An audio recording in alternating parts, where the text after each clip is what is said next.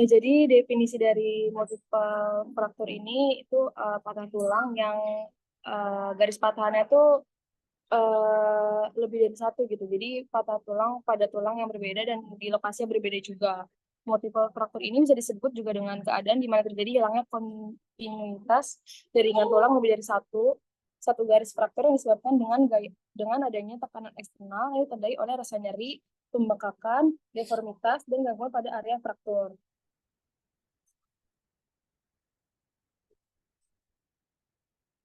Nah, fraktur atau patah tulang adalah rusaknya atau hilangnya kontinuitas jaringan tulang baik bersifat total maupun sebagian ditentukan berdasarkan dengan jenis dan luasnya. Sedih next. Nah, jika dalam kondisi cedera serius, maka multiple fraktur ini dapat termasuk dalam kategori keperawatan kritis karena akan menimbulkan dampak yang serius pada tubuh sehingga akan berpengaruh terhadap kesehatan pasien. Ini ada beberapa faktor kenapa multiple faktor itu bisa masuk ke dalam keperawatan kritis, yaitu pertama dari potensi komplikasi, kemudian kehilangan darah dan gangguan hemodinamik, terus juga ada kegagalan pernapasan, dampak pada sistem saraf, memerlukan manajemen nyeri yang intensif, keterbatasan gerak dan perawatan kulit, dan yang terakhir itu monitoring dan intensif intervensi intensif.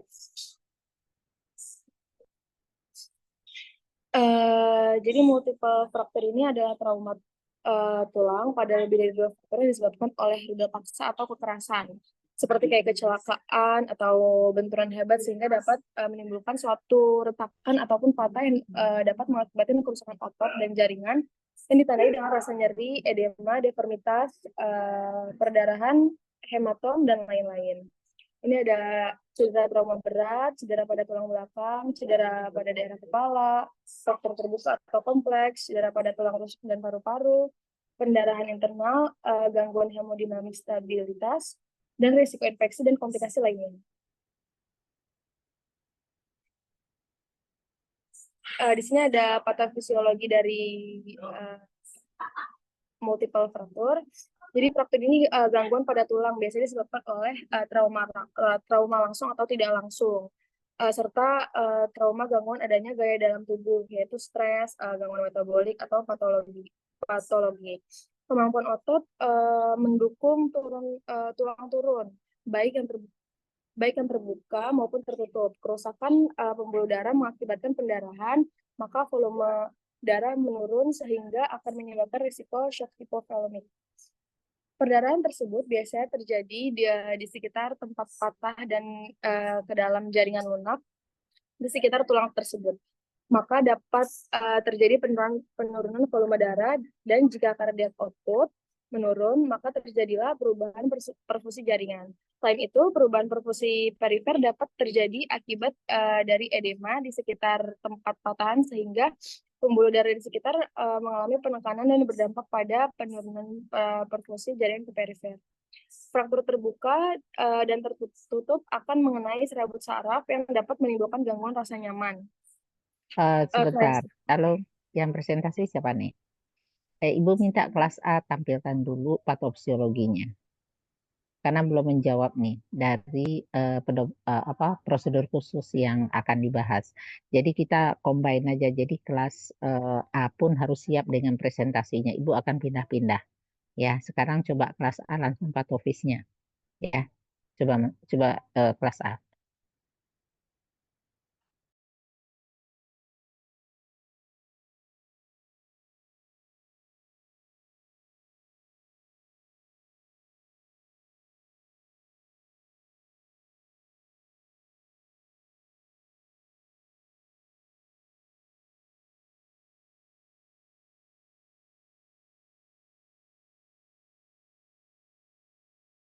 Baik. Baik, fraktur biasanya disebabkan karena adanya cedera. Penyebab utamanya adalah trauma langsung yang mengenai tulang seperti kecelakaan, olahraga, jatuh, atau latihan berat. Keparahan dari fraktur tergantung pada gaya yang menyebabkan fraktur. Jika ambang fraktur, suatu tulang hanya sedikit terlewati, maka tulang mungkin hanya retak saja bukan patah. Selain itu juga eh, bisa akibat fatigue atau kecelakaan akibat tekanan berulang dan proses penyakit patologis. Perubahan fragmen tulang yang menyebabkan kerusakan pada jaringan dan pembuluh darah mengakibatkan pendarahan yang biasanya terjadi di sekitar tempat patah dan kedalaman jaringan lunak di sekitar tulang. Terus juga nyeri pada fraktur juga dapat diakibatkan oleh fraktur terbuka atau tertutup yang mengenai serabut saraf sehingga menimbulkan gangguan rasa nyaman nyeri sehingga itu mengenai tulang dan dapat terjadi neovaskuler yang menimbulkan nyeri gerak sehingga mobilitas fisik terganggu.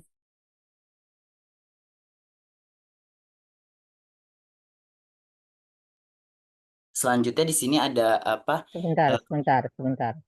Nggak ada skemanya, karena ini belum menjawab kenapa pada multiple fraktur itu dapat menyebabkan masalah sepsis, masalah nyeri hebat, sehingga pasien ini perlu dimasukkan ke ICU untuk manajemen sepsis, manajemen nyeri. Nah, itu belum tergambar di patoflow kedua kelompok ini. Kan nanti di sini kan ada jelas sebenarnya ya. Dia kalau kalian bisa, makanya coba deh dari pahami kalimat ini. Di sini kan dibilang bisa fraktur terbuka, bisa fraktur tertutup, bisa karena kecelakaan lalu lintas atau karena hal lain. Nah, berarti terbuka. Nah, eh, apa permasalahan yang mungkin terjadi? Sepsis, nyeri hebat karena mengenai ligamen. Di ligamen itu ada serat-serat saraf.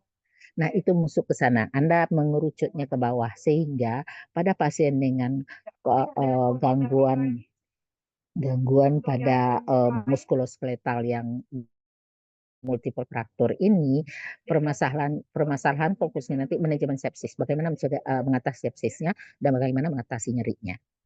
Gitu. Ini masih umum, belum mengerucut ke arah yang akan kalian bahas. Jadi itu kedua kelompok, Ibu minta tolong difokuskan. Terus apa komplikasi? Apakah dua kelompok membahas komplikasi? Coba kalian kelompok A, coba ada nggak komplikasi pada multiple fraktur? Komplikasi, komplikasi. Nah, nggak ada. Oke, coba kelas B, ada nggak komplikasi? Nah, salah satu komplikasinya adalah emboli lemak, fat emboli pada multiple fraktur. Nah, itu merupakan fokus kalian untuk mengatasi bagaimana mencegah jangan sampai terjadi emboli lemak pada multiple fraktur seperti ini. Nah, ini tugas di ruang ICU. Apa yang harus diawasi oleh perawat? Kalau di patofis nggak muncul, pasti di sananya juga nggak muncul nanti peran kalian di ICU. Paham nggak? Jadi untuk kelompok, untuk patofis selesaikan dulu, perbaiki nanti ditambah, kita lanjut dulu ke materi selanjutnya. Silakan kelas A aja dulu lanjut. Manifestasi klinis coba. Nah ini kan nih, ada nih nyeri berat. Nah nyeri berat ini asalnya dari mana itu harus ada patoflow. Kan nyeri berat kan? Nah ketidakstabilan hemodinamik ini akan muncul nih peran kalian nanti. Nah, risiko infeksi karena fraktur terbuka, fraktur tertutup. Oke, ya. Oke, silakan lanjut ah. Siapa yang bacakan nih? Sebenarnya kalian tuh udah punya ini semua, cuman nggak memahami apa yang ditulis sehingga begitu diminta coba patuh flow-nya gimana.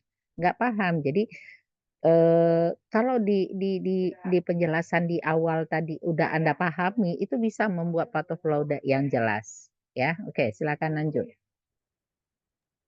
Ya, selanjutnya di sini ada manifestasi klinik, yaitu yang pertama itu ada nyeri berat, terus ada ketidakstabilan hemodinamik, lalu ada kesulitan bernapas, kelemahan atau kehilangan gerakan.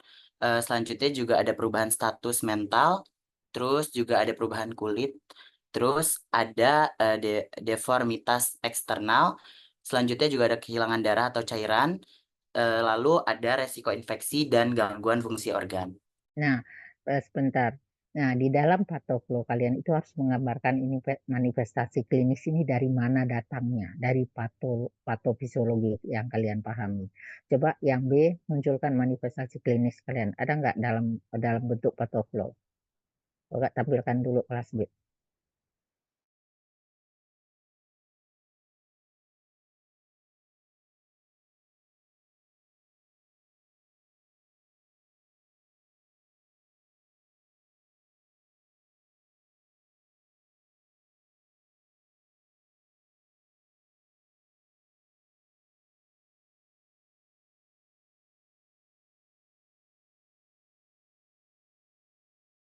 Ya, silakan baca, jelasin.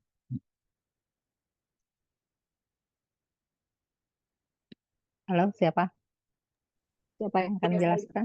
Ya, silakan. Di sini Bu, jadi manifestasi klinis dari multiple factor ini dapat menunjukkan tingkat keparahan dari cedera yang dialami dan mengindikasi adanya ancaman terhadap kehidupan pasien. Ini ada manifestasi klinis ini ada nyeri hebat secara terus-menerus di area cedera, kemudian kelemahan otot, atau kehilangan kemampuan untuk bergerak pada tulang atau sendi. Kemudian terjadi ketidakstabilan hemodinamik. Kemudian juga terjadi deformitas atau perubahan pada bentuk atau ukuran tulang yang terlihat maupun teraba di area yang mengalami patah tulang. Kemudian terdapat tanda-tanda infeksi. Kemudian juga ada deri tulang atau krepitasi.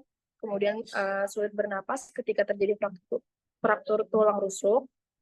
Terus juga terjadi perubahan status mental, terjadi dehidrasi atau shock hipovolemik, kemudian juga terdapat perubahan kulit, dan terdapat gangguan fungsi organ tubuh. Oke, audiens, semua yang ada di Zoom, tolong nanti tugas kalian adalah menjelaskan bagaimana manifestasi klinis ini terjadi. Jadi ditulis tangan aja. Nanti merupakan tugas mandiri dari saya yang nanti akan kalian kirim ke saya melalui G Drive yang dibuat oleh Sipen. Jadi bagaimana manifestasi klinis ini terjadi pada kasus ini dijelaskan. Ya, tugasnya individu. Ya, nanti dibuat dari presentasi ini mungkin akan terjawab bagaimana mekanisme terjadinya manifestasi klinis pada pasien dengan multiple trauma ini. Jadi perhatikan betul presentasi dari kelompok ini, ya, karena dia hanya menjelaskan satu dua, tapi tidak ada penjelasan lebih rinci bagaimana ini terjadi.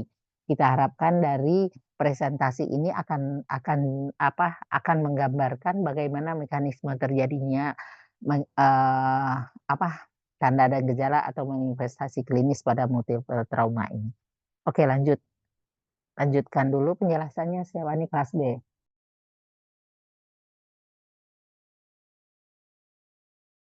Baik.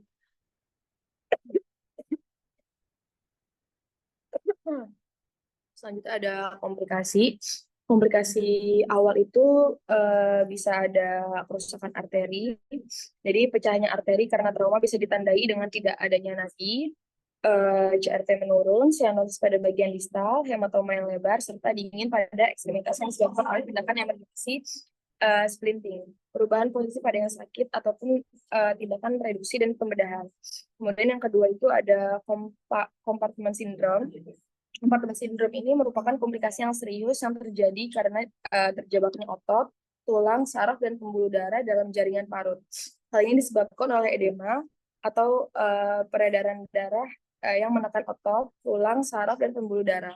Selain itu, dapat juga disebabkan Sebentar. Di compartment syndrome ini tolong dijelaskan lebih rinci, karena ini merupakan masalah yang menyebabkan masalah utama pada pasien dengan multiple fracture. Coba diulangi biar temannya bisa memahami. Karena kamu kan nggak ada penjelasannya. Tapi ini harus dipahami betul. Kondisi inilah yang membuat pasien dengan multiple fracture ini masuk ruang ICU. Ya, oke, ulang.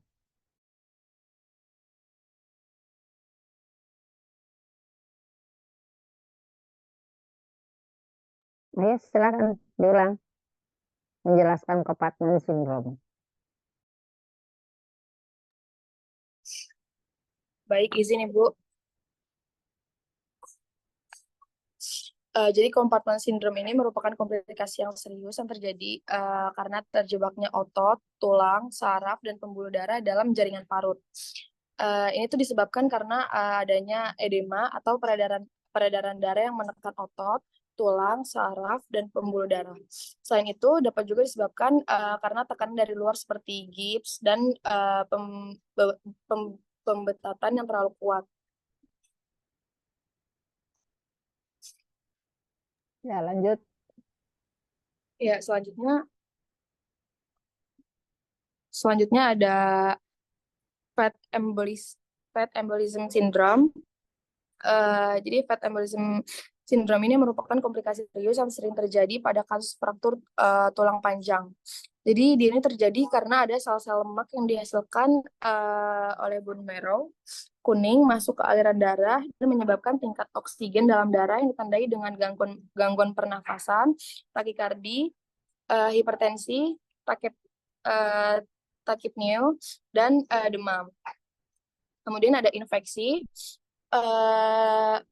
Sistem pertahanan tubuh itu rusak kalau misalnya ada trauma pada jaringan.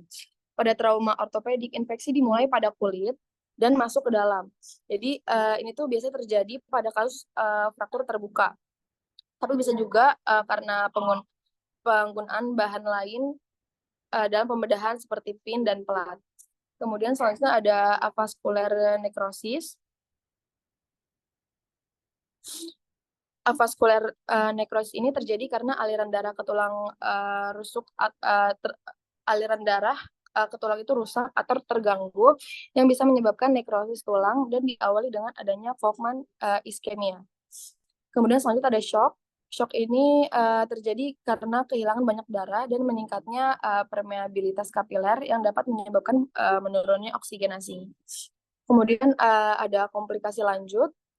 Ini tuh biasanya terjadi setelah beberapa bulan atau tahun setelah terjadinya multiple fracture pada pasien yang telah menjalani proses pembedahan. Jadi menurut kutipan dari Smeltzer dan Baer pada tahun 2013, komplikasi ini dapat berupa komplikasi pada sendi seperti kekakuan sendi yang menetap dan penyakit degeneratif sendi pasca trauma. Kemudian juga komplikasi pada tulang seperti penyembuhan fraktur yang tidak normal, seperti delay union atau malunion atau non-union. Selanjutnya ada komplikasi pada otot seperti atrofi otot atau ruptur tendon lanjut. Dan yang terakhir ini ada komplikasi pada syaraf seperti tardi nerve palsy, yaitu saraf menebal akibat adanya fibrosis intranetral. Next. Oke, coba kelas A dulu. Kelas A coba lihat komplikasi yang kalian dapatkan dari materinya, coba jelasin. Ada nggak perbedaan dengan kelas B?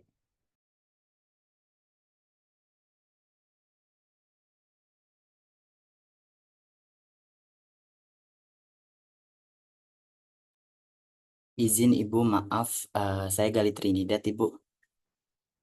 Ya, sebelumnya maaf di kelompok 6A belum ada ini Bu, apa komplikasinya?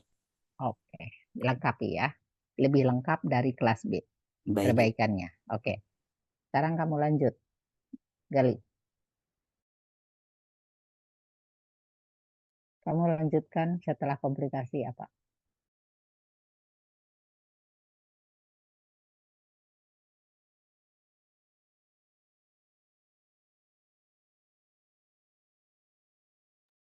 Baik, di pemeriksaan diagnostik, yaitu yang pertama itu ada foto ronsen menentukan lokasi dan luas fraktur, terus ada CT scan membantu mengidentifikasi fraktur yang kompleks, terus juga ada MRI digunakan untuk mengevaluasi kerusakan pada jaringan lunak seperti ligamen, tendon, dan juga otot di sekitar fraktur.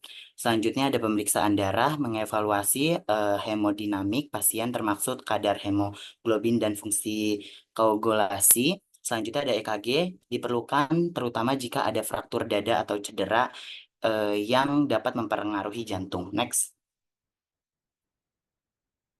Selanjutnya juga ada pemeriksaan fungsi pernapasan, yaitu membantu memantau oksigen dan fungsi pernapasan pasien. Juga ada USG, mengevaluasi kerusakan organ dalam seperti hati atau limfa jika ada cedera perut atau panggul. Selanjutnya ada pemeriksaan neurologis, membantu mengidentifikasi cedera pada sistem saraf dan mengevaluasi fungsi neurologis. Dan yang terakhir ada pemeriksaan bedah, yaitu mengevaluasi dan mengatasi fraktur yang kompleks terutama jika melibatkan tulang belakang atau tulang punggul.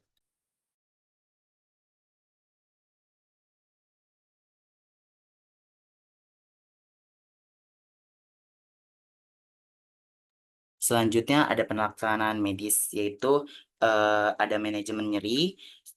Selanjutnya juga ada stabilisasi tulang, juga ada manajemen cedera tambahan. Selanjutnya juga ada resusitasi cairan. Selanjutnya juga ada pemantauan hemodinamik, ada juga pemantauan neurologis, dan juga ada pemantauan manajemen infeksi. Selanjutnya ada perawatan luka. Selanjutnya ada pemantauan fungsi organ, dan juga ada manajemen nutrisi. Selanjutnya juga yang terakhir ada perencanaan pemulangan dan rehabilitasi. Ada penjelasan nggak untuk semua penata laksanaan medis ini? Di poin selanjutnya. Ada nggak? Nggak ada. Oke, kita lanjut dengan kelas B. Silakan. Mulai dari diagnosa, pemeriksaan diagnostik, sampai dengan penata laksanaan.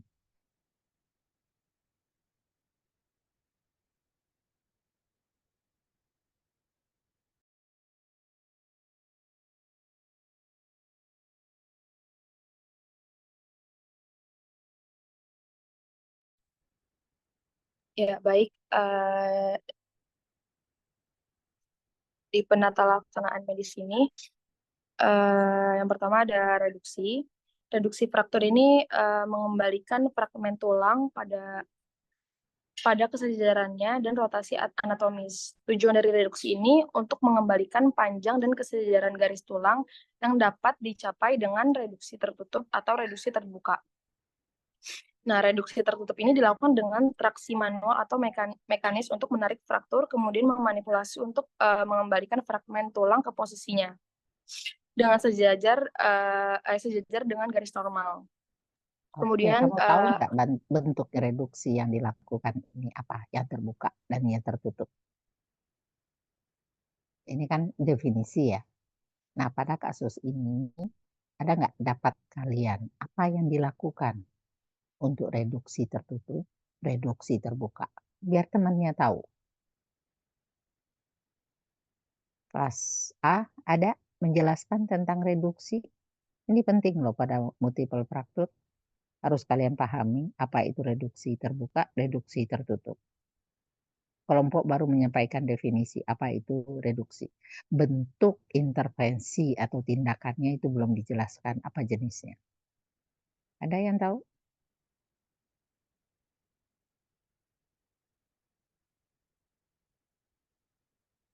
Halo, kalau gitu kalian lengkapi ya. Ini penting. Oke, kelompok kelas A dan kelas B. Jelas? Baik, Ibu. Ya, oke, lanjut.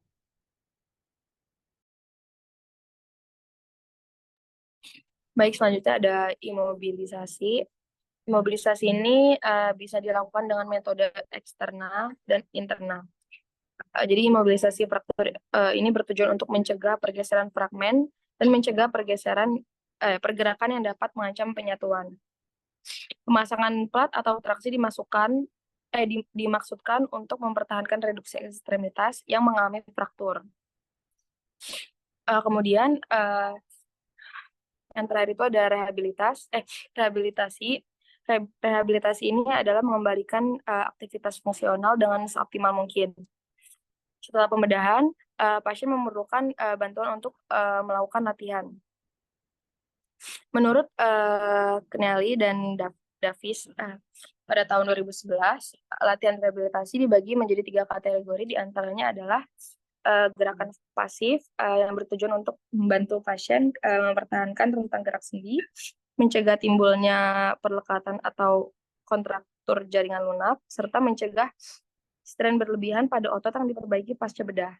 Kemudian yang kedua ini ada gerakan aktif terbantu, dilakukan untuk mempertahankan dan meningkatkan pergerakan, seringkali dibantu dengan tangan yang sehat, katrol maupun tongkat.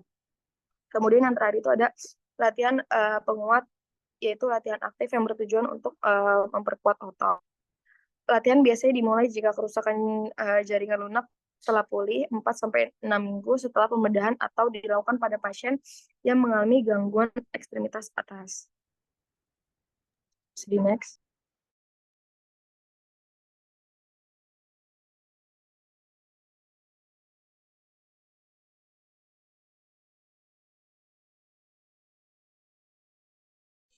Ya, yang selanjutnya ini ada manajemen nyeri.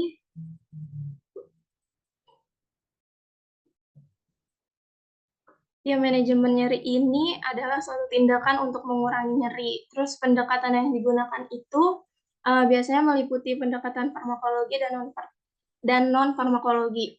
Terus sebaiknya pendekatan ini dilakukan secara bersama-sama karena pendekatan farmakologi dan non-farmakologi tidak akan efektif bila dilakukan atau digunakan sendiri-sendiri.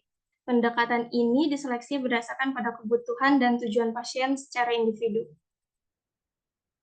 Terus di sini ada tujuannya. Yang pertama itu ada mengurangi intensitas dan durasi keluhan nyeri. Yang kedua, menurunkan kemungkinan berubahnya nyeri akut menjadi gejala nyeri kronis yang persisten. Yang ketiga, mengurangi penderitaan atau ketidakmampuan atau ketidakberdayaan akibat nyeri. Yang keempat, meminimalkan reaksi tak diinginkan atau intoleransi terhadap terapi nyeri. Dan yang terakhir itu, meningkatkan kualitas hidup pasien dan mengoptimalkan kemampuan pasien untuk menjalankan aktivitas sehari-hari. Selanjutnya itu di sini ada standar operasional prosedur manajemen nyeri di unit perawatan kritis. Untuk manajemen nyeri di unit perawatan kritis ini adalah panduan penting yang membantu tim medis untuk memberikan perawatan yang efektif dan optimal kepada pasien dengan nyeri yang signifikan. Di sini ada contoh umum dari SOP manajemen nyeri di unit perawatan kritis. Di antaranya itu yang pertama ada penilaian nyeri. Pasien harus dinilai secara rutin untuk nyeri, menggunakan skala nyeri yang sesuai seperti numeric rating scale atau visual analog scale. Skala nyeri digunakan untuk menilai intensitas nyeri pasien sehingga perawatan nyeri dapat disesuaikan dengan kebutuhan. Yang kedua itu ada rencana pengobatan nyeri. Berdasarkan penilaian nyeri, tim medis merencanakan pendekatan pengobatan yang sesuai. Ini bisa mencakup kombinasi obat-obatan dan intervensi non-farmakologis. Terus rencana pengobatan nyeri harus individual, mempertimbangkan keadaan medis pasien, riwayat obat sebelumnya, dan kemungkinan interaksi obat. Yang ketiga, Stop dulu. Coba Ibu pengen tahu dari kelas A, bagaimana manajemen nyeri di ruang critical care. Ini manajemen nyeri secara umum. Coba kelas A mudah-mudahan berbeda ya. Ini yang disampaikan kelas B belum menggambarkan manajemen nyeri di ruang critical care. Ya. Ya, baik. Di sini ada manajemen nyeri. Banyak pasien di ICU yang karena kondisi penyakitnya menyebabkan pasien tidak sadarkan diri atau menggunakan alat bantu napas ventilator, sehingga mereka tidak dapat mengkomunikasikan rasa nyerinya. Hal ini menjadi suatu tantangan bagi perawat ICU, karena beratnya intensitas nyeri pasien sering diremehkan. Tahka et al. Mengidentifikasi 5 alat ukur pengkajian nyeri untuk digunakan pada pasien kritis yang tidak mampu memverbalisasikan intensitas nyerinya, yaitu behavioral pain scales, kemudian ada critical care pain observation tool, lalu ada non-verbal adult pain assessment scale, kemudian ada pain assessment and intervention notation algorithm, dan pain assessment algorithm. Disimpulkan bahwa di antara 5 alat ukur nyeri yang dikaji BPS dan CPOT itu memiliki nilai terbaik dalam quality assessment. Nah, alat ukur BPS dan CPOT ini dinilai memiliki banyak kesamaan. Pada BPS dan CPOT ini seluruh evaluasi nyeri didasarkan pada tanda-tanda perilaku behavior. Behavioral pain scale, alat ukur BPS pada pasien kritis ini merupakan salah satu alat ukur pengkajian nyeri pada pasien kritis yang valid dan direkomendasikan untuk digunakan. Nyeri pada pasien-pasien dengan kondisi kritis di ruang perawatan intensif harus segera diidentifikasi untuk mendapatkan penanganan nyeri yang adekuat dengan standar baku penilaian harus merupakan penilaian pasien sendiri terhadap nyerinya. Terus alat ukur yang kedua ada critical care point observation tool, yaitu sebuah skala sikap yang disarankan oleh para ahli untuk menilai nyeri pada pasien-pasien kritis yang tidak dapat berkomunikasi secara verbal. Selanjutnya, untuk pengkajian nyeri dilakukan menggunakan alat ukur BPS yang berdasarkan pada 3 domain. Yang pertama itu ada ekspresi wajah, gerakan ekstremitas atas, kepatuhan dengan ventilasi mekanik. Lalu untuk alat ukur CPOT ini berdasarkan 4 domain. Yang pertama ekspresi wajah, gerakan tubuh, ketegangan otot, dan kepatuhan dengan ventilasi mekanis untuk pasien dengan intubasi, dan vokalisasi untuk pasien ekstubasi. Selanjutnya, di sini ada petunjuk penilaian nyeri dengan CPOT. Yang pertama itu amati pasien selama 1 menit. Kemudian pasien harus diamati selama mendapatkan tindakan pengobatan untuk mendeteksi perubahan yang terjadi. Yang ketiga ada pasien harus diamati sebelum dan pada puncak tindakan pengobatan untuk menilai apakah pengobatan efektif atau tidak dalam menghilangkan nyeri. Yang keempat, amati nilai CPOT setelah dilakukan tindakan pengobatan. Selanjutnya, di sini ada tabel penilaian pengkajian nyeri. Ada behavioral pain scale, sama yang tadi sudah dijelaskan, ada ekspresi wajah, pergerakan ekstremitas atas, kepatuhan terhadap ventilator. Kemudian di sini ada ekspresi wajah pada alat ukur CPOT. Selanjutnya, di sini juga ada pengkajian nyeri dengan alat ukur critical pain observation tool. Selanjutnya, kemudian ada pemberian obat nyeri. Yang pertama itu ada penggunaan analgesik opioid dan non-opioid harus disesuaikan dengan kebutuhan pasien. Yang pertama itu ada analgesik opioid, contoh obatnya itu morfin, hidromorfon, dan fentanyl. Kemudian yang kedua, contoh analgesik non-opioid itu ketamin, obat antiinflamasi non-steroid, dan gabapentinoid. Hal ini harus disesuaikan dengan kebutuhan pasien. Dosis awal dan penyesuaian dosis harus dilakukan dengan hati-hati dengan pertimbangan faktor-faktor seperti berat badan, status hemodinamik, dan fungsi organ.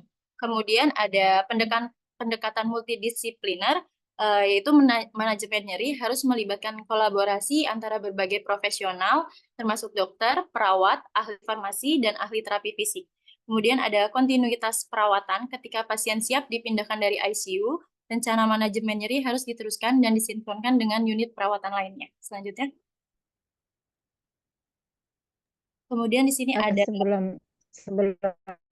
sebelum ke manajemen sepsis, ada lagi peran penting perawat yang belum disinggung oleh kelompok A ini adalah memonitor penurunan nyeri setelah diberikan terapi setelah diberikan terapi farmakologi. Kan tadi disebutkan terapinya luar biasa loh, kadang sampai morfin diberikan. Jadi tugas Anda dalam manajemen nyeri di ruang ICU adalah mengukur skala nyerinya sebelum diberikan obat farmakologi, terus kemudian setelah apakah nilainya itu menurun. Paham ya? Nah, itu dituangkan di dalam peran perawat di situ. Di ini sebelumnya, coba. Slide sebelum ini. Nah, di sini ya. Jadi salah satu monitoring penurunan nyeri setelah pemberian farmakologi dengan menggunakan form penilaian nyeri.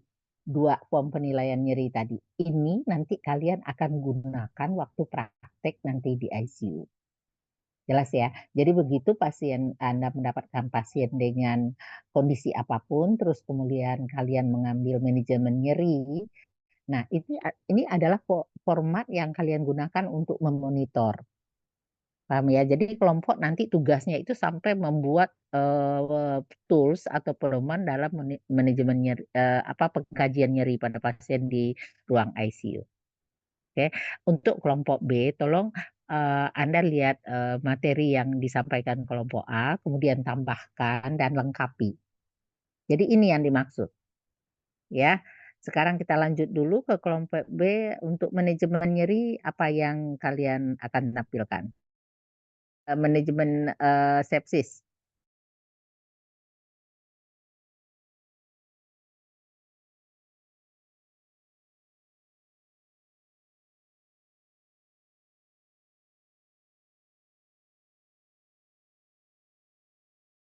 Ya, silakan. Ya, selanjutnya ada manajemen sepsis muskuloskeletal. Ya, definisinya adalah sepsis adalah kondisi di mana bakteri menyebar ke seluruh tubuh melalui aliran darah dengan kondisi infeksi yang sangat berat, sehingga dapat menyebabkan organ-organ tubuh gagal berfungsi dan berujung pada kematian. Sepsis merupakan disfungsi organ akibat gangguan regulasi respon tubuh terhadap terjadinya infeksi. Terus manajemen sepsis adalah proses pengelolaan dan perawatan pasien yang mengalami sepsis. Itu kondisi yang serius yang terjadi ketika tubuh mengalami respon berlebihan terhadap infeksi yang dapat menyebabkan kerusakan dan kegagalan fungsi organ tubuh sehingga dapat mengancam nyawa.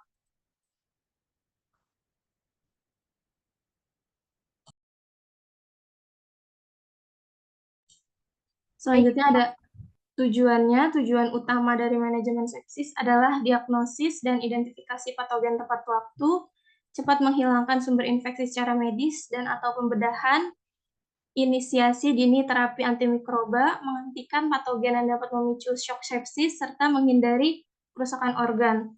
Tahapan dari manajemen sepsis ini adalah diagnosis dan identifikasi patogen, menghilangkan sumber infeksi, terapi antibiotik, terapi hemodinamik, dan terapi pendukung lainnya.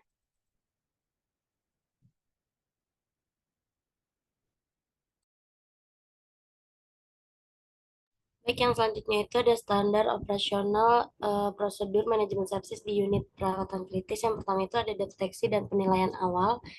Salah satu penyebab kematian disebabkan karena terlambatnya penanganan awal sepsis itu terutama saat masih di UGD. Keterlambatan ini sering disebabkan karena menunggu hasil laboratorium atau pemeriksaan penunjang lainnya.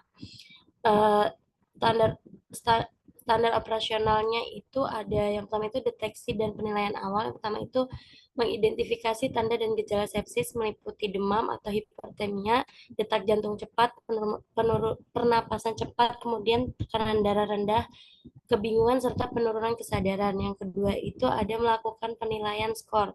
Biasanya menggunakan skor sepsis seperti Sequential Organ Failure Assessment atau SOFA atau KI-SOFA, yaitu Quick SOFA, untuk menilai keparahan atau keparahan. Bisa ditampilkan nggak ini assessment tools-nya yang kalian dapat yang maksud ini?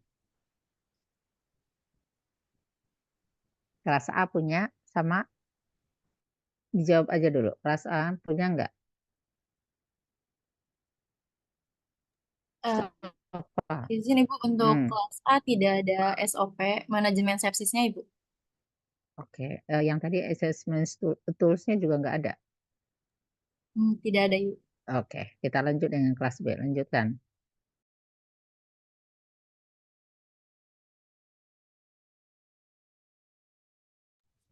Baik, yang selanjutnya itu SOFA itu digunakan untuk menilai keparahan dan resiko sepsis. SOFA melakukan evaluasi terhadap fungsi fisiologis, respirasi, koagulasi, hepatik, sistem saraf pusat, dan ginjal. Semakin tinggi skor SOFA akan meningkatkan morbiditas dan mortalitas sepsis. Selain itu bisa juga menggunakan kriteria simpel yaitu KISOFA. KISOFA dinyatakan positif apabila terdapat 2 dari 3 kriteria. Scoring tersebut cepat dan sederhana serta tidak memerlukan pemeriksaan laboratorium. Shock sepsis itu dapat diidentifikasi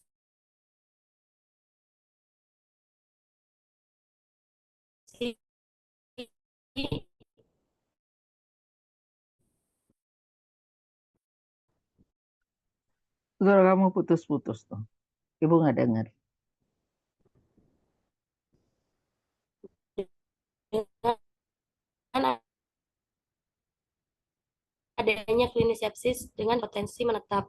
Kondisi kurang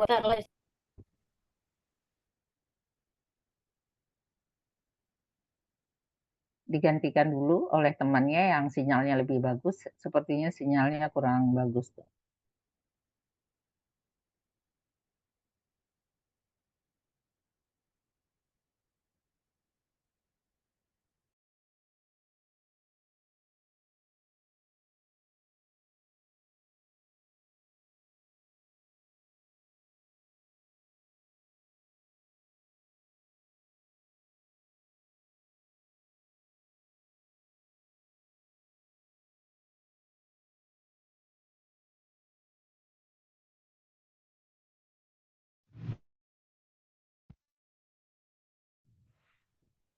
Halo Kanza, kamu juga hilang suaranya.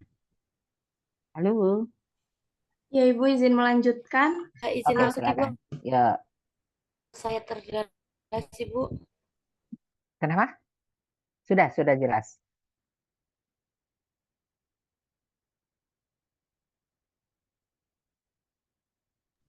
Baik, tadi itu yang selanjutnya itu shock septic itu dapat identifikasi dengan adanya klinis sepsis dengan hipotensi menetap. Kondisi hipotensi itu kan tambah vasopresor untuk mempertahankan kadar MAP. Kadar itu kurang dari 65 mili Hg dan laktat serumnya itu kurang dari 2 milimol per liter, walaupun telah dilakukan resusitasi. Kemudian ada kriteria SOFA-nya itu muncul setelah pembaruan definisi dan kriteria sepsis itu bertujuan untuk mengurangi morbiditas dan mortalitas sepsis. Yang kedua itu ada penanganan atau manajemen awal. Terdapat perubahan manajemen awal pada pasien sepsis yang dikeluarkan oleh The Serving Sepsis Campaign, yaitu SSC, pada tahun 2018, yaitu Our One Surviving Sepsis Campaign Bundle of Care, atau dari rangkaian 3 jam dan 6 jam menjadi rangkaian 1 jam awal.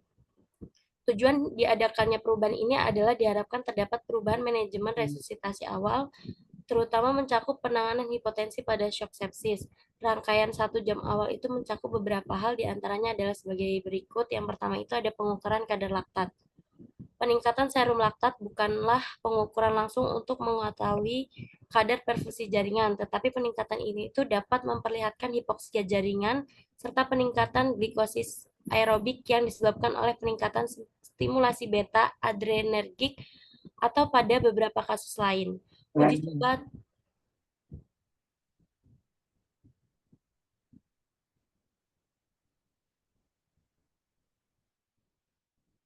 Uji coba terkontrol secara acak telah menunjukkan penurunan yang signifikan pada mortalitas dengan resusitasi yang dilakukan berdasarkan hasil pemeriksaan laktat darah. Jika hasil pemeriksaan laktat awalnya itu kurang dari 2 milimol per liter, harus diukur kembali dalam 2-4 jam awal untuk dilakukan segera tindakan resusitasi. Kemudian ada melakukan kultur darah sebelum diberikan antibiotik. Pengambilan kultur darah itu harus dilakukan segera. Hal tersebut itu berguna untuk meningkatkan optimalisasi pemberian antibiotik dan identifikasi patogen. Sterilisasi biarkan dapat terjadi dalam beberapa menit setelah pemberian dosis pertama antibiotik yang sesuai dengan patogen. Kemudian kultur darah yang tepat itu sebaiknya diberikan dalam set 2 preparat, terutama untuk kuman aerobik dan anaerobik. Kemudian administrasi terapi antibiotik itu seharusnya tidak boleh ditunda untuk mendapatkan kultur darah. Pengujian kultur dapat menyingkirkan penyebab sepsis. Apabila infeksi patogen tidak ditemukan, maka pemberian antibiotik dapat dihentikan. Kemudian itu selanjutnya ada pemberian antibiotik spektrum luas. Terapi antibiotik spektrum luas ini sangat direkomendasikan setelah diagnosis awal untuk mengatasi infeksi penyebab sepsis dengan 1 atau lebih antibiotik intravena. Hal ini itu disesuaikan dengan kondisi pasien. Untuk mencakup semua kemungkinan patogen, maka harus segera dimulai untuk pasien dengan sepsis atau shock septic pada manajemen awal. Kemudian, terapi antibiotik empiris harus dipersempit begitu identifikasi patogen dan sensitivitas ditetapkan, atau dapat dihentikan jika pasien tidak memiliki infeksi. Kemudian, hubungan antara pemberian antibiotik di awal untuk dugaan infeksi dan penggunaan tepat guna antibiotik tetap merupakan aspek penting dari manajemen sepsis yang baik. Pemilihan antibiotik itu disesuaikan dengan bakteri empirik yang ada. Kemudian ada pemberian terapi intravena. Di pemberian terapi intravena ini ada 2. Yang pertama itu pemberian cepat terapi cairan intravena kristaloid sebagai cairan pilihan untuk resusitasi awal dan penggantian volume intravaskular pada pasien dengan sepsis dan shock septic dengan volume 30 ml per kilo berat badan dalam 3 jam pertama. Kemudian apabila pasien mengalami hipotensi atau kadar laktat kurang dari 4 milimol per liter, serta untuk diharapkan untuk melakukan peningkatan perfusi jaringan. Kemudian yang kedua itu ada pemberian albumin sebagai tambahan kristaloid untuk resusitasi awal, dan selanjutnya penggantian volume intravaskular pada pasien dengan sepsis dan shock septik saat pasien membutuhkan sejumlah besar kristaloid. Kemudian itu ada pemberian vasopresor. Pemberian vasopresor itu apabila pasien mengalami hipotensi selama atau setelah pemberian resusitasi cairan.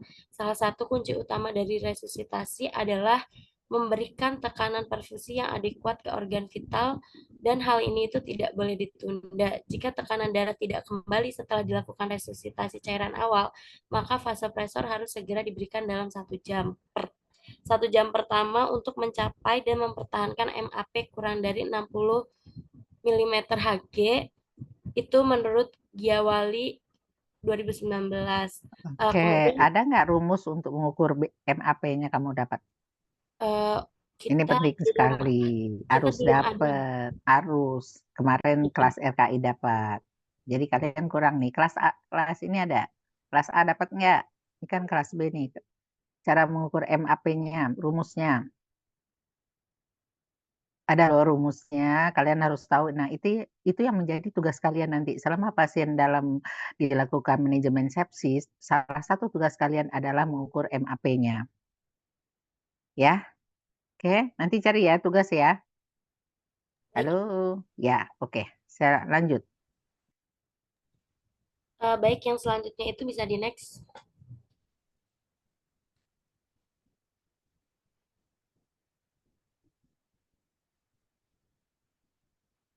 Yang selanjutnya itu ada mengidentifikasi dan penanganan sumber infeksi.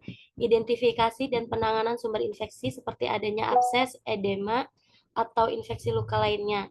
Hal ini mungkin memerlukan tindakan bedah atau intervensi lainnya. Kemudian itu ada pemantauan dan perawatan lanjutan. Pemantauan ketat terhadap tanda-tanda vital, laboratorium, dan respon terhadap terapi itu, pasien dengan sepsis parah sering memerlukan perawatan di ICU dan untuk pemantauan dan perawatan yang lebih intensif. Kemudian itu yang kelima ada pencegahan komplikasi. Dalam pencegahan komplikasi ini ada pemantauan dan penyesuaian untuk mempertahankan keseimbangan elektrolit dan cairan. Kemudian ada pencegahan trombosis vena dalam DVT dan ulkus tekanan dengan tindakan pencegahan yang sesuai. Kemudian yang keenam itu ada rehabilitasi dan follow up. Dalam rehabilitasi ini ada 2 juga. Yang pertama itu ada rehabilitasi, yaitu perawatan pasca sepsis untuk mengatasi dampak jangka panjang dan rehabilitasi fungsional.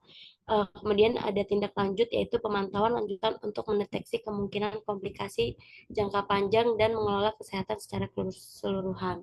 Manajemen sepsis pada pasien kritis ini itu sangat memerlukan pendekatan tim yang multidisiplin yang melibatkan dokter, perawat, ahli farmasi, dan spesialis lainnya untuk memberikan perawatan terbaik dan mengoptimalkan hasil bagi pasien. Next.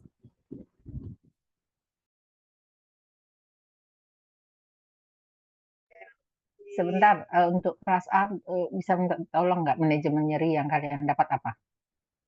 Karena ini justru fokusnya di sini untuk topik ini. Kalian bisa menyampaikan hasil diskusi kalian tentang manajemen nyeri dan manajemen sepsis. Manajemen nyeri udah oke tadi, sekarang coba Ibu pengen lihat manajemen sepsis dari kelas A.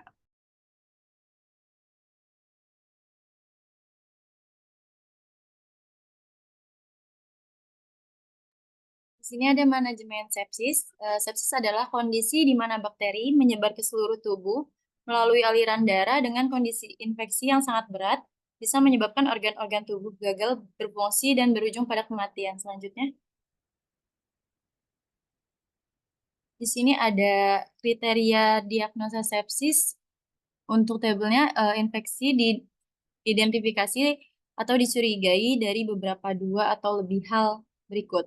Yang pertama itu ada variabel umum, ada demam, hipotermia, laju jantung, takipnea, perubahan status mental, edema signifikan atau keseimbangan cairan positif, lalu ada hiperglikemia. Takipnea ini didefinisikan sebagai laju napas lebih dari 20 kali per menit atau PCO2-nya 32 mmHg. Kemudian ada variabel inflamasi, leukositosis, leukopenia, hitung leukosit normal dengan lebih dari 10% bentuk imatur. Si kreatif protein plasma lebih dari 2 sampai dengan di atas nilai normal, ada prokalistonin plasma lebih dari 2 sampai dengan di atas normal, kemudian ada variabel hemodinamik, ada hipotensi atau penurunan TDS lebih dari 40 mmHg pada orang dewasa atau kurang dari 2 sampai dengan di bawah nilai normal usia tersebut. Selanjutnya. Kemudian ada variabel disfungsi organ, ada hipoksemia arterial, oliguria akut, peningkatan kreatinin, kelainan koaglukosasi, ileus, trombositopenia, hiperbilirubinemia, kondisi yang telah ada sebelum episode sepsis ini tidak termasuk dalam kriteria. Bila pemeriksaan bilirubin tidak dikerjakan, penilaian ikterus secara klinis dapat digunakan sebagai pengganti. Kemudian ada variabel perfusi jaringan, ada hiperlaktatemia, pelambatan pengisian kapiler kulit atau kulit bercak-bercak. Nah, beberapa laboratorium menggunakan standar lebih dari 2 mmol atau L sebagai batasan penilaian hiperlaktatemia. Selanjutnya. Di sini ada penata laksanaan sepsis. Penapisan pada pasien yang berpotensi menjadi sepsis perlu dilakukan secara rutin agar implementasi terapi dapat dilakukan lebih awal. Oke, sebentar sebelum dimulai. Yang melakukan penapisan siapa? Menggunakan format yang tadi kan, kriteria yang tadi, yang melakukan siapa? Nah, menggunakan format ini nih. Ini bagaimana penilaiannya? Kalau nilainya berapa, dia termasuk risiko sepsis atau sudah sepsis gitu loh. Ini pemahaman kalian terhadap tools ini. Nggak paham. Berarti kalian memang ini kan medis punya kan. Ini dokter yang melakukan semua. Kita hanya perlu tahu ini loh yang dinilai, tapi karena kalian sudah menampilkan, harusnya udah tahu yang masuk resiko sepsis seperti ini. Kalau ada gejala ini. Kalau sudah sepsis ini. Ini ada penjelasannya. Ya. Oke, kelompok A, tolong ya dilengkapi ya. Baik, Ibu. Oke, lanjut.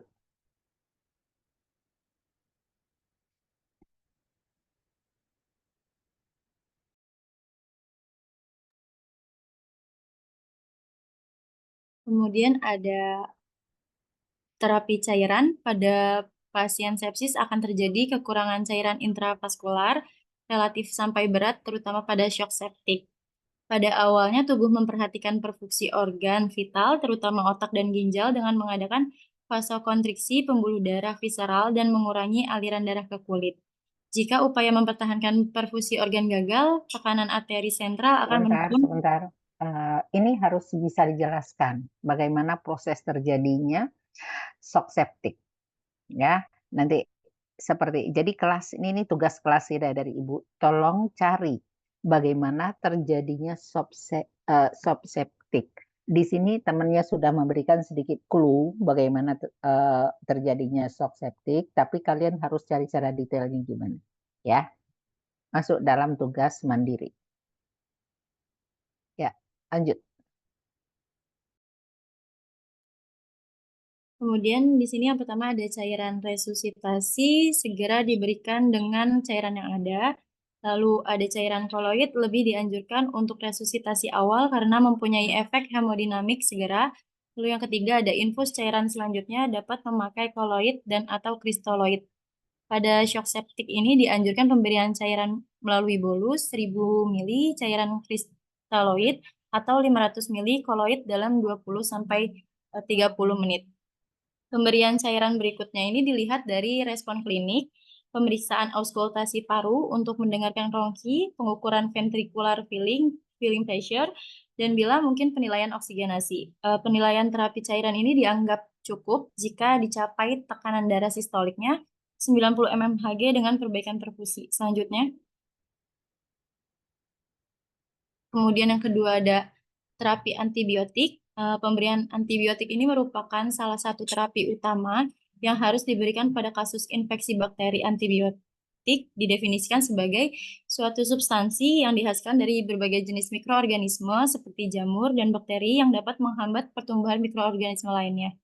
Terapi antibiotik rasional pada sepsis ini terdapat 3 aspek yang saling berkaitan erat, yaitu yang pertama, aspek antibiotik. Pada aspek antibiotik ini perlu diperhatikan aspek farmakokinetiknya dan farmakodinamiknya. Yang pertama itu ada efek farmakokinetik, meliputi absorpsi, distribusi, metabolisme, dan ekskresi. Kemudian ada efek farmakodinamik ini meliputi antibiotik yang bersifat bakteriostatik untuk menghambat pertumbuhan mikroorganisme, dan antibiotik yang bersifat bakterisidal atau untuk membunuh mikroorganisme. Kemudian di sini ada aspek pejamu. Beberapa aspek pejamu yang perlu diperhatikan dalam pemberian antibiotik antara lain derajat infeksi, intensitas infeksi, tempat infeksi, usia, berat badan, faktor genetik dan penyakit komorbid, status imun, kehamilan atau laktasi, riwayat alergi, dan faktor sosial ekonomi. Kemudian di sini ada aspek bakteri. Bakteri penyebab infeksi merupakan faktor penting dipertimbangkan untuk menentukan terapi kausatif. Terapi antibiotik ini perlu diberikan segera setelah diagnosa sepsis ditegakkan dengan menggunakan strategi deeskalasi, yaitu dimulai dengan pemberian antibiotik empiris, kemudian disesuaikan atau dihentikan sesuai dengan responsi klinis atau hasil kultur.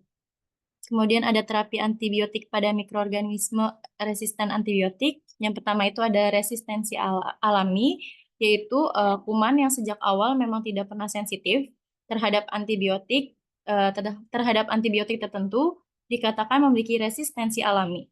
Kemudian yang kedua ada resistensi didapat, suatu keadaan di mana kuman yang awalnya sensitif terhadap antibiotik tertentu mengalami perubahan sifat menjadi resisten.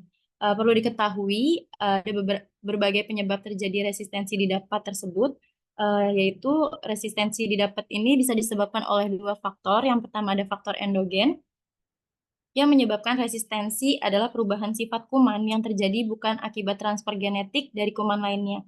Mutasi genetik terjadi secara internal, namun hal ini dapat tidak disertai perubahan patogenitas dan viabilitas mikroorganisme tersebut. Dari faktor endogen ini contohnya itu pemberian antibiotik amoxicillin yang tidak adekuat atau tidak sesuai indikasi itu bisa menyebabkan terjadinya perubahan enzim internal kuman dan perubahan sifat kuman. Kuman yang pada awalnya sensitif terhadap amoxicillin berubah menjadi resisten.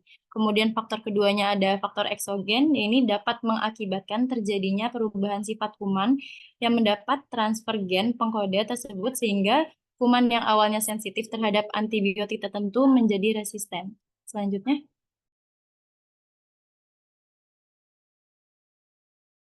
Oke. Jadi untuk semua balik dulu ke manajemen sepsis.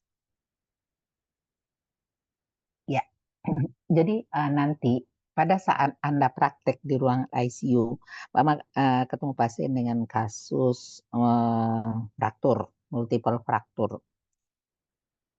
Kalian pendekatannya sekarang pendekatan bukan kalian mengatasi semua diagnosa. Bu, ada masalah hipovolemic shock, ada masalah nyeri, ada masalah ini. Sekarang fokus satu. Kalian akan contohnya ambil manajemen sepsis. Berarti pengkajian kalian fokus seperti apa yang disampaikan kelompok tadi. Fokus pada tanda atau faktor risiko sepsis. Detail sampai hasil kulturnya apa, terus kemudian apa tadi sebentar masuk ke bagian pengkajian bagian belakang tadi itu detail di situ. Jadi tidak pengkajian umum lagi.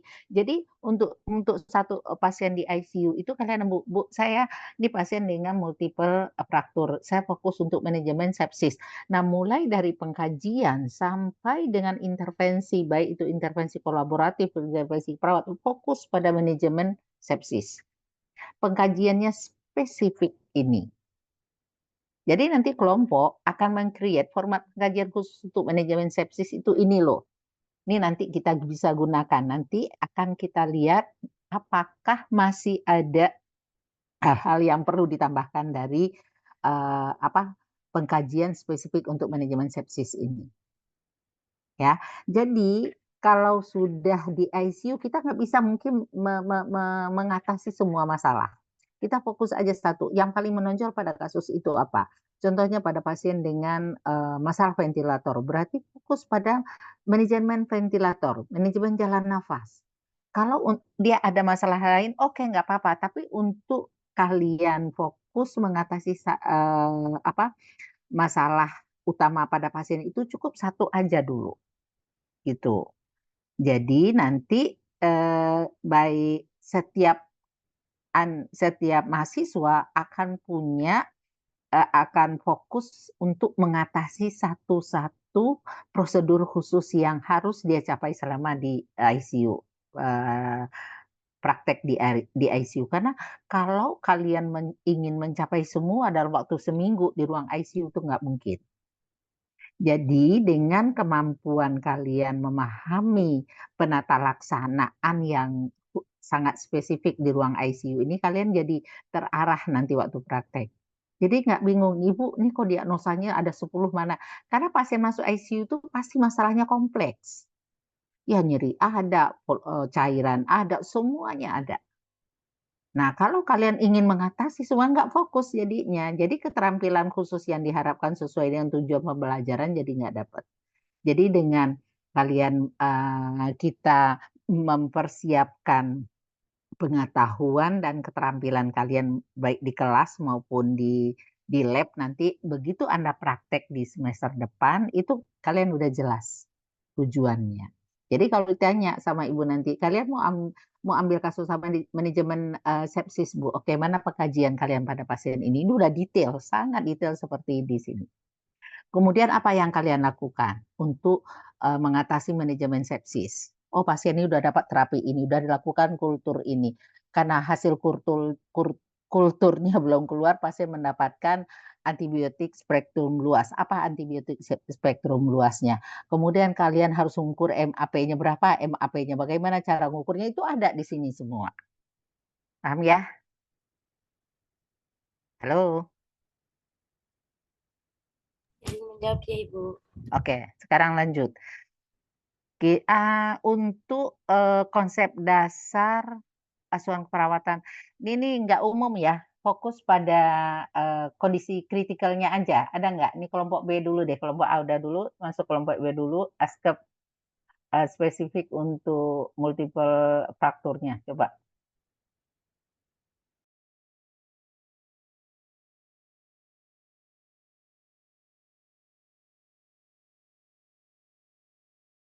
Baik, yang pertama itu ada pengkajian.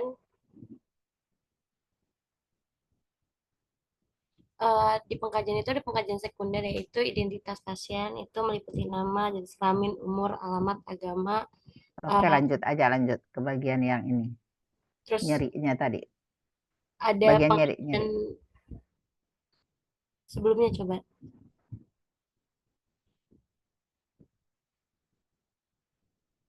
Ini kan udah di IGD. Yang ABCD ini udah selesai di IGD. Sekunder aja, sekunder. Ya, begini.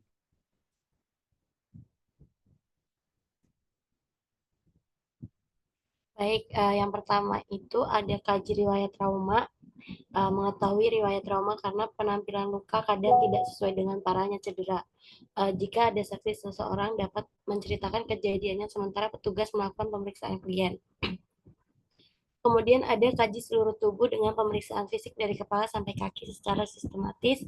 Kemudian inspeksi adanya laserasi, bengkak, dan deformitas.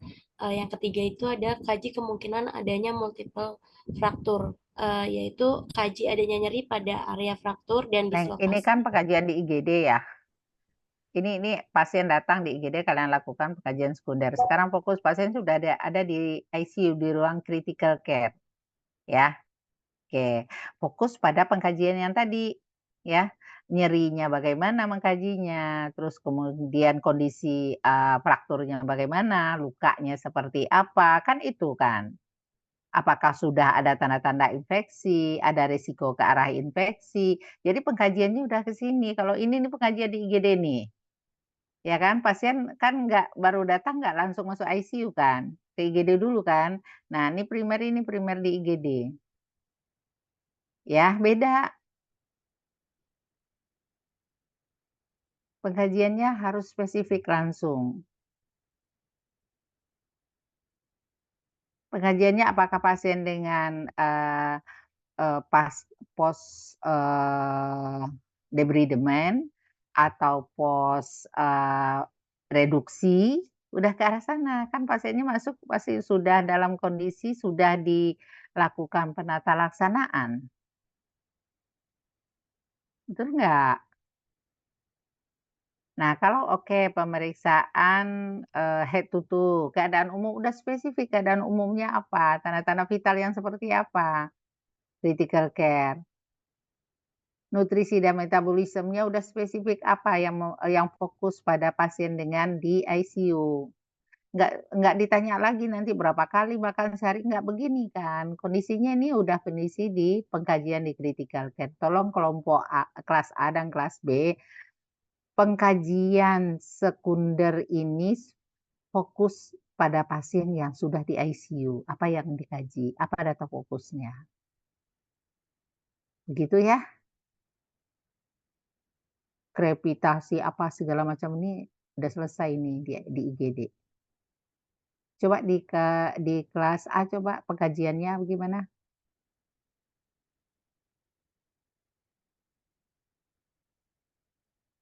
Izin masuk Ibu untuk Ya, silakan. kelas Udah A. lu. Heeh. Untuk kelas A di PPT itu masih umumnya Ibu. Yang Waduh. untuk yang kritisnya itu adanya di makalah Ibu lengkapnya.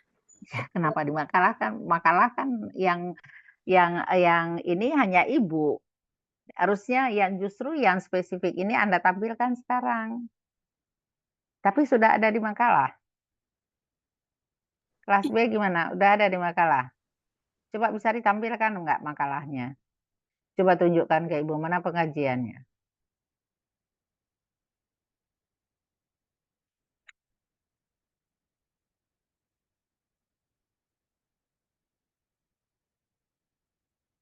Coba kelas B dibantu juga kalian siapkan makalahnya. Ada nggak pengkajian yang spesifik yang Ibu maksud di makalah kalian?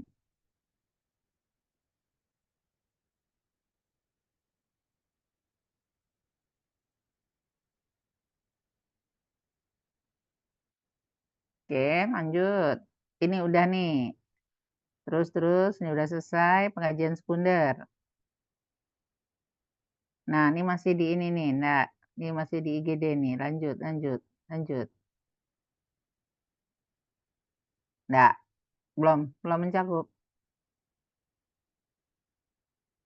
Iya izin Ibu untuk yang kelas A baru ini aja Ibu. Kelas B? Lebih lengkap nggak dibanding ini? Atau sama? Izin menjawab Ibu, sama Ibu. Sama, berarti ini ya. Berarti dua-duanya persis kalimatnya apa juga sama? Sumbernya sama?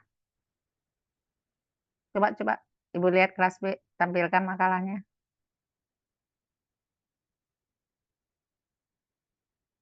Oke, sama terus. Wah, bisa samaan gitu gimana? Ya, lanjut bawahnya. Wah, lanjut. Nah, sebentar. Penghasilan jika ada deformitas, kaji adanya ketidaksejajaran. Nih nggak ada, ini udah. Ini awal-awal nih. Ini pengkajian umum gangguan muskuloskeletal, bukan pengkajian pada pasien dengan multiple fraktur yang sudah di ICU. Nggak, lanjut, terus. Nggak ada. Ya, jadi tugasnya ada pengkajiannya khusus. Jadi fokus langsung. Jadi waktu kalian ketemu dengan pasien masalah fraktur, dirawat di ICU, kalian udah fokus mana yang akan dikaji. Ya, jadi nggak kajian 3 lembar seperti itu. Orang pasiennya udah di ICU, Anda tanya macam-macam gitu. Ya, jadi udah fokus. Jadi nanti keluarnya nanti masalah utamanya apa? Nyeri kah, sepsis kah, masalah jalan nafas kah, cairan kah gitu. Ya. Karena pertanyaannya udah langsung fokus. Oke, lanjut. Untuk konsep dasar coba diagnosa Ibu lihat. Kelas B mana diagnosanya?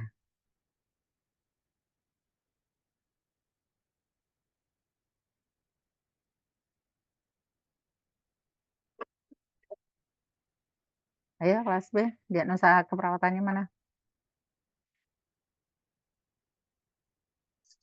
Nyeri akut, gangguan mobilitas fisik, gangguan integritas jaringan kulit.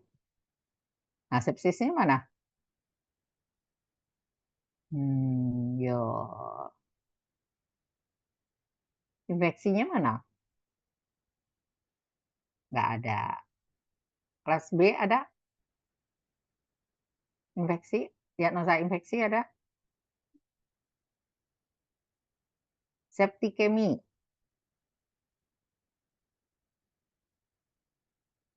Nyeri akut, gangguan integritas, tetap tidak ada. Ya. Padahal kalian fokus pasiennya karena ada luka, ada risiko, atau sudah terjadi sepsis. Ya, terus risiko apa tadi lagi komplikasi yang mungkin terjadi pada pasien dengan multiple fracture? Fat embolism. Ayo, mana? Ya, shock hipovolemik, septic shock. Ya, ya ditambahkan ya. Jadi kalau kalian memahami patofisnya, kemudian komplikasi yang terjadi, manifestasi klinis pada pasien dengan multiple fracture, ini diagnosa ini muncul, ini yang muncul, ini muncul gitu. Karena dengan memahami patofisiologi dan kemudian muncul manifestasi klinis, kemudian masalah apa yang secara umumnya akan terjadi, jadi diagnosanya akan mencakup untuk mengatasi manifestasi klinis yang terjadi pada pasien. Jadi nggak hanya 3 diagnosa itu aja, ya. Oke, lanjut kelas A.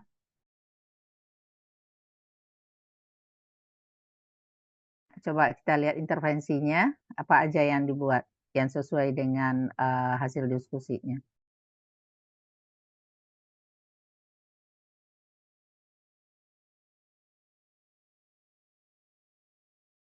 Siki semua ya? Nggak ada Anda dapat dari buku lain atau sumber yang lain?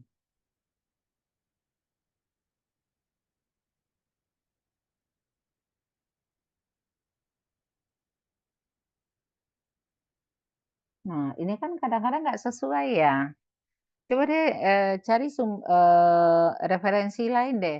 Karena kalau ambil hanya dari Siki ini nggak sesuai dengan kondisi Anda nanti. Seperti berikan teknik non farmakologis, mengurangi nyeri, hipnosis, akupressure, terapi musik, kan dia nggak sesuai dengan pasien di ICU. Ini bukan critical care nih. Anda buku sumbernya coba deh, critical care, buku nursing buku keperawatan tapi khusus tentang asuhan perawatan pada ruang kritikal. Jadi nggak muncul umum begini, fasilitasi istirahat dan tidur ini nggak sesuai untuk di area kritikal. Kelas B gimana? Sama? Coba Ibu pengen lihat ininya untuk intervensinya. Kalau sama semua perbaiki. Sama persis, oke. Nggak usah disampaikan lagi, Anda sama persis. Sekarang tugasnya adalah, coba Anda sumbernya itu adalah buku kritikal. Jangan hanya Siki aja. Ya. Banyak kok buku kritikal yang bahasa Indonesia juga ada. Kalau bahasa Inggris terlalu, sulit Anda memahaminya, cari buku bahasa Indonesia atau buku luar yang sudah diterjemahkan, tapi fokus pada critical care. Pasti Anda akan dapat tidak seperti tadi, untuk manajemen nyerinya, sepsisnya, udah fokus langsung di ruang untuk pasien yang di ruang kritikal. Oke? Beda ya, jadi mungkin kalian konteksnya masih banyak terpengaruh oleh medikal bedah ya. Lupa, sekarang kalian konteksnya adalah kritikal ruang, jadi fokus pada pasien yang memang sedang memerlukan perawatan yang kritis. Jadi untuk intervensi-intervensi yang sifatnya umum yang kalian dapatkan itu tidak bisa kalian laksanakan di ruang kritikal. Jadi kan tujuannya Anda membahas ini untuk membekali nanti kalian waktu menghadapi pasien di ruang ICU. Nah, kalau ini yang Anda buat, nah bingung gimana Bu nerapinya, orang pasiennya tidak sadar gitu, pasiennya sudah dapat ini, dapat itu, sementara tugas kami apa? Terus saya mau manajemen nyeri Bu, tapi ngukur skala nyerinya gimana, orang pasiennya nggak bisa ngomong. Nah, ternyata kalian lupa bahwa kalian sudah diberikan tools untuk menilai nyeri pada pasien yang di ruang kritikal. Nah, semua itu kita gunakan waktu Anda berhadapan dengan pasien di ruang ICU nanti. Ya. Nah, sekarang kita balik lagi ke tujuan utama. Apakah dari apa yang disampaikan oleh kedua kelompok ini sudah membekali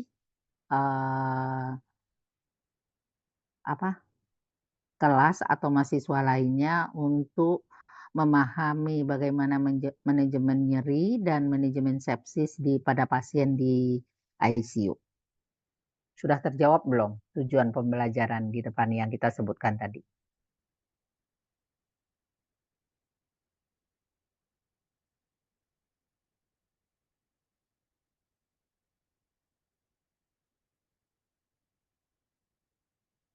Halo, siapa yang menjawab? Tarisa, coba Tarisa. Mana Tarisa? Coba buka kamera dulu, semua bisa.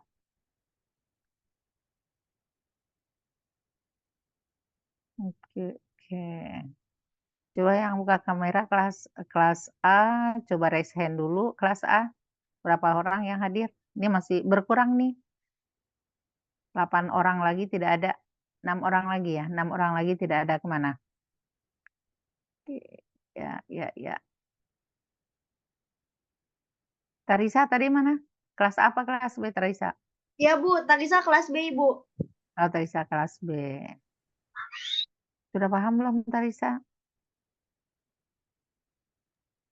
Alhamdulillah Bu. Alhamdulillah. Apa yang kamu pahami?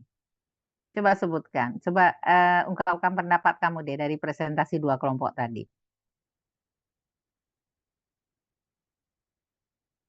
Sambil kita nunggu nih, kelas B sedang melakukan absensi dengan... Ya, silakan.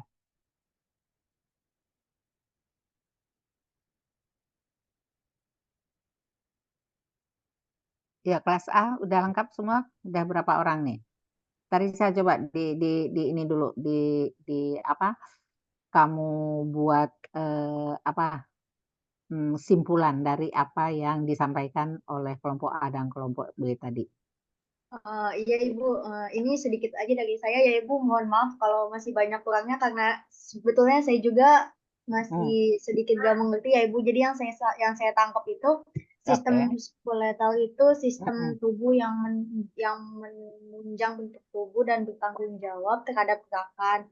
Nah, komponen utamanya sistem muskuloskeletal itu jaringan ikat Bu, yang tadi terdiri dari tulang, sendi, otot, kerangka tendon, terus juga tadi ada dibahas. Sebentar. Kelas A udah selesai screenshotnya? Izin Ibu sudah selesai. Oke, lanjut kelas B. Ya, lanjut Tarisa.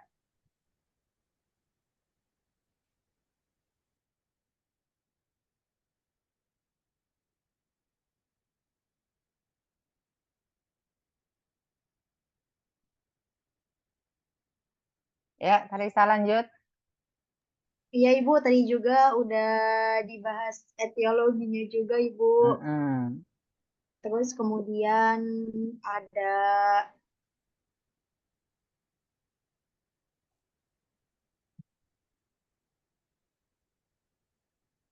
ya, Fadila tuh lanjut. Iya, izin. Tadi tuh ada juga ada pemeriksaan diagnostik juga Ibu. Kemudian untuk patofisiologinya saya masih belum paham Ibu. Oke, patofisiologi sampai bagaimana multiple faktor bisa menimbulkan nyeri, menimbulkan sepsis. Gitu, belum paham ya. Nanti belajar lagi, nanti kemudian dibuat, dicatat dan dilaporkan, dimasukkan ke G Drive. Nanti Ibu akan lihat untuk semua ya. Baca lagi bagaimana patofisiologi multiple faktor tadi. Ya, oke. Untuk prosedur khususnya, Safira, apa yang kamu pahami, Safira?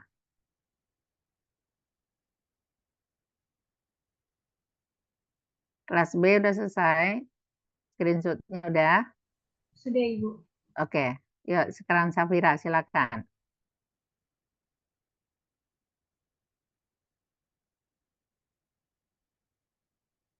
Mana Safira?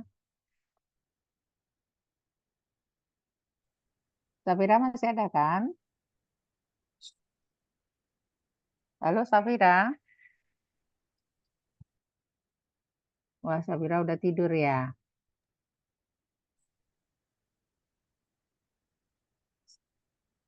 Safira,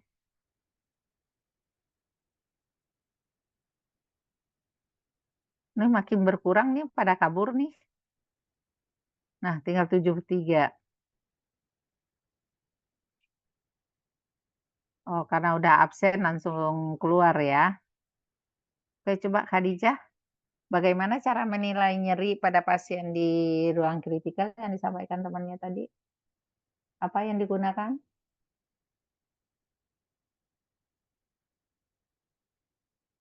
Sempat catat nggak? Halo Khadijah. Iya, Ibu. Ya, silakan Khadijah. Gimana cara menilai nyeri pada pasien?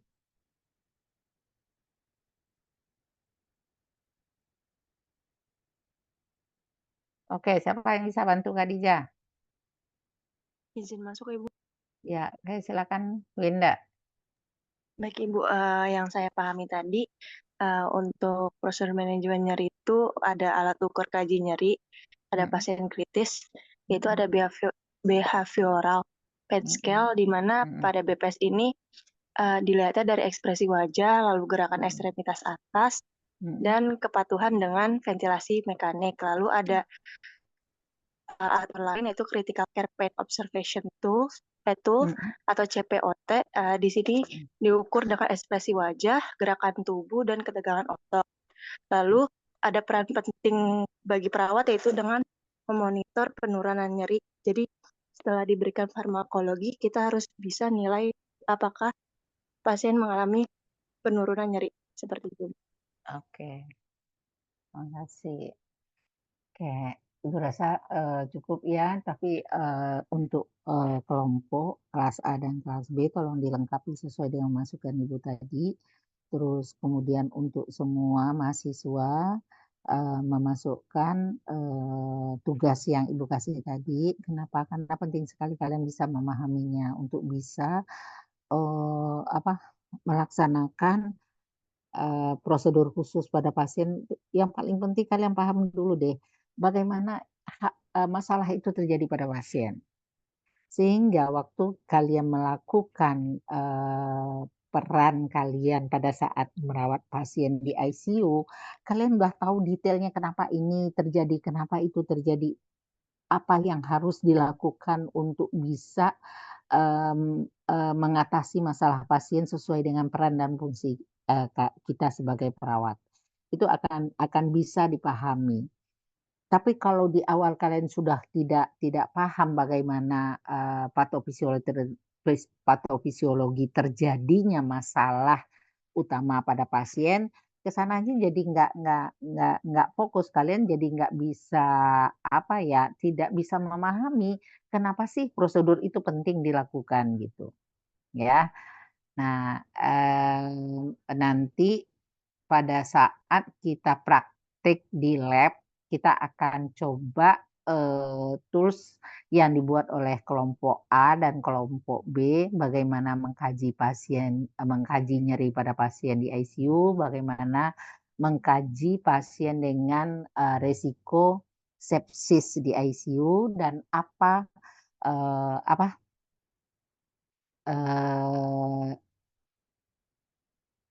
yang harus kalian lakukan untuk bisa melaksanakan peran yang tepat pada saat menangani pasien di ICU.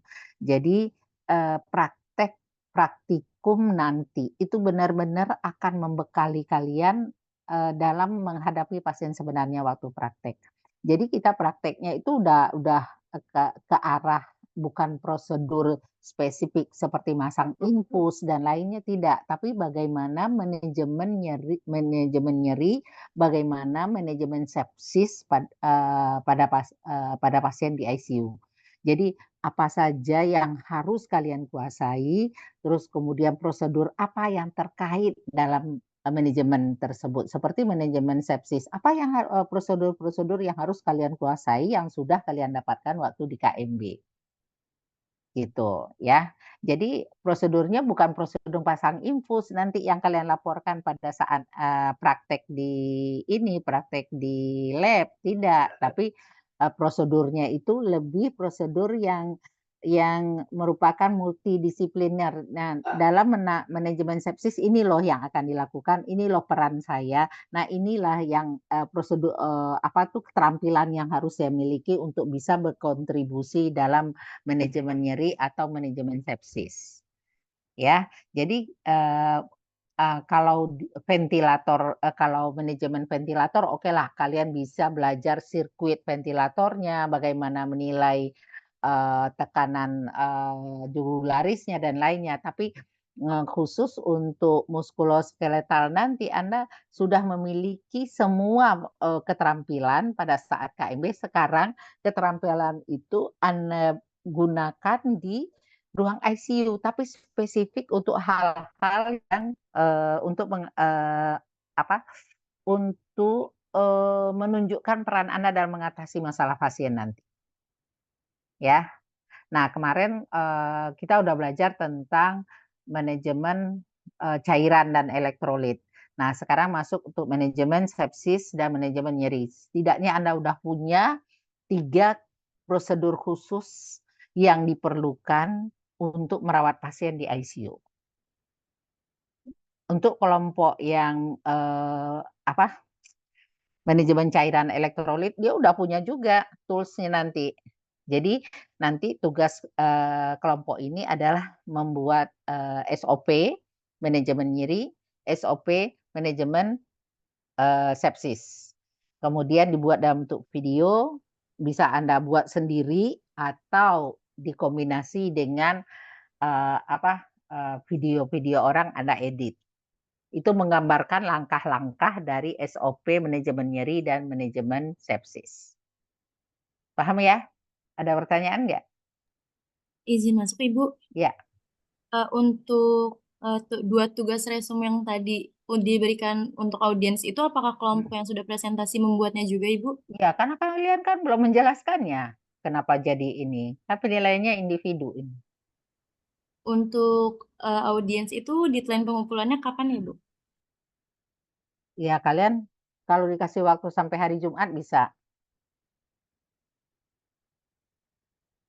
Siapkan linknya. Ya, terus untuk kelompok sempurnakan makalah kalian sebelum dikumpulkan. Ya, terus PPT dan makalahnya dikumpul hari ini juga, hari Jumat juga ya.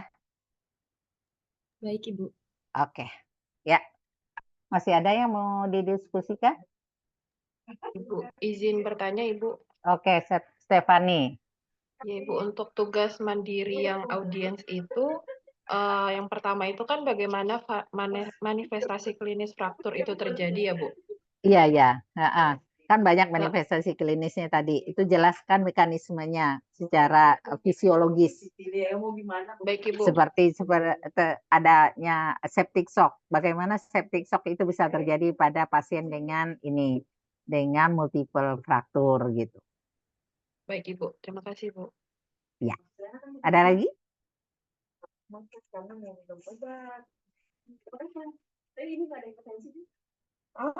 Kalau tidak ada, Ibu rasa cukup ya. Terima kasih pada kelompok A dan kelompok B yang sudah luar biasa menyiapkan materi. Jadi 2 kelompok ini saling melengkapi. Jadi tolong kalian saling melengkapi makalahnya karena satu lebih di sini, satu kurang di sini. Jadi bagus sekali. Jadi dengan teknik menampilkan dua kelompok sekaligus presentasi kayaknya banyak hal yang saling melengkapi ya. Oke, Bu rasa cukup ya. Kalau tidak ada lagi yang akan didiskusikan, Ibu izin. Terima kasih. Assalamualaikum warahmatullahi wabarakatuh. Waalaikumsalam warahmatullahi wabarakatuh. Waalaikumsalam Terima warahmatullahi kasih banyak wabarakatuh. Ibu. Terima kasih, Bu. Terima kasih banyak Ibu.